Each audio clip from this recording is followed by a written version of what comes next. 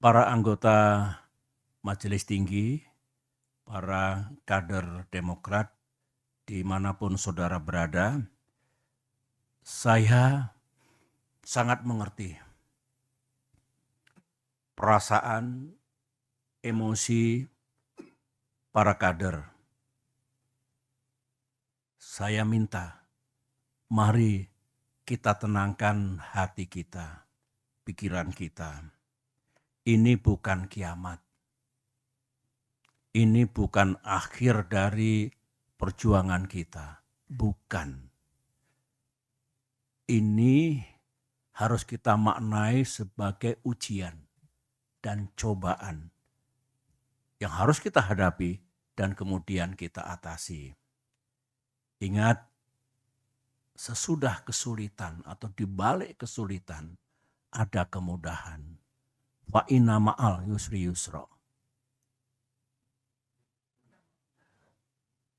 Betul, fa inna ma'al yusri yusra. Kita kalau melakukan kilas balik sering menghadapi goncangan dan krisis. Alhamdulillah, kita selalu bisa mengatasinya. Saya yakin ini rencana Tuhan. Dan rencana Tuhan selalu lebih indah dari rencana manusia. Insya Allah kita akan mendapatkan yang lebih baik di masa depan. Di sisi lain, meskipun kita dibeginikan oleh Capres Anies dan mitra koalisi kita, tetapi sesungguhnya kita harus bersyukur.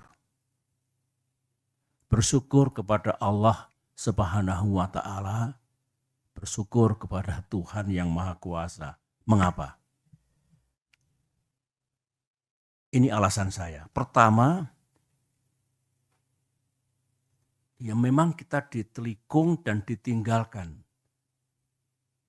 Seperti ini. Sekarang. Bayangkan kalau ditelikungnya kita ini, ditinggalkannya kita ini, 1-2 hari sebelum batas pendaftaran ke KPU. Bayangkan seperti apa. Kita masih ditolong oleh Allah. Kita diselamatkan oleh sejarah. Ini syukur yang pertama. Syukur yang kedua, saya renungkan baik-baik tadi malam dalam kontemplasi saya. Justru kita diselamatkan oleh Tuhan. Oleh Allah. Apa yang saya maksudkan? Kita tidak diizinkan oleh Allah untuk mendukung seseorang dan untuk bermitra dengan orang yang lain yang kalau kita teladani akhlak pemimpin besar bagi yang beragama Islam, akhlak Rasulullah. Ya. Yang kita rasakan sekarang ini, mereka tidak sidik, tidak jujur, tidak amanah. Berarti tidak bisa dipercaya dan mengingkari hal-hal yang telah disepakati. Tidak memegang komitmen dan janji-janjinya. Nah sekarang saja tidak sidik, tidak amanah, tidak memegang komitmennya. Bagaimana nanti kalau menjadi pemimpin dengan kekuasaan yang besar, rakyat akan diapakan? Saya kira kalau kita renungkan ini, kita ambil hikmahnya, kita dibebaskan dari dosa yang mungkin akan kita pikul kalau kita masih berada bersama-sama mereka itu dan mengusung seseorang untuk menjadi pemimpin bangsa Indonesia.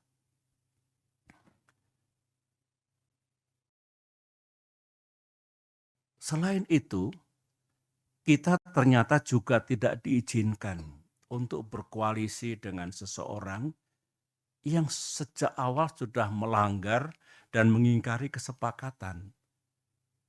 Tertulis dalam kesepakatan koalisi, menjunjung tinggi prinsip kesetaraan, equality, dan kesetaraan. Ulangi, kesetaraan, equality, dan keadilan. Saya ulangi. Bayangkan kalau di masa depan kita punya mitra koalisi yang tidak tunduk, tidak patuh pada kesepakatan yang kita buat bersama. Apalagi kalau mendikte, mengatur yang lain, termasuk capres, memaksakan kehendak, dan tidak menganggap yang lain, saya kira bukan itu koalisi yang hendak kita bangun.